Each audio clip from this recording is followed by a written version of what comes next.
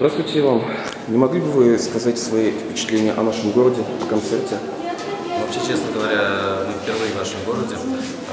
Концертная программа памяти Анны Герман бывала во многих городах России. И сегодня мы первый раз в Казани. Это на самом деле очень приятное событие, потому что приехали мы сегодня рано утром и целый день у нас был для того, чтобы гулять по городу, посмотреть ваши местные достопримечательности. Завтра утром еще будет много времени. Обязательно встанем пораньше и, как говорится, прогуляемся по городу, фотографируемся. Осталось очень приятное впечатление от ваших зрителей. Осталось впечатление от встречи с теплыми людьми, с людьми, которые соскучились по хорошей музыке, по хорошей песне, по исполнителям, которые блистали на сцене в 70-е, 80-е годы.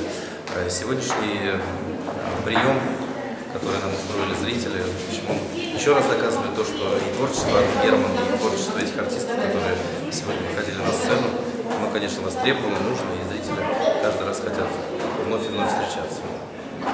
Спасибо вам.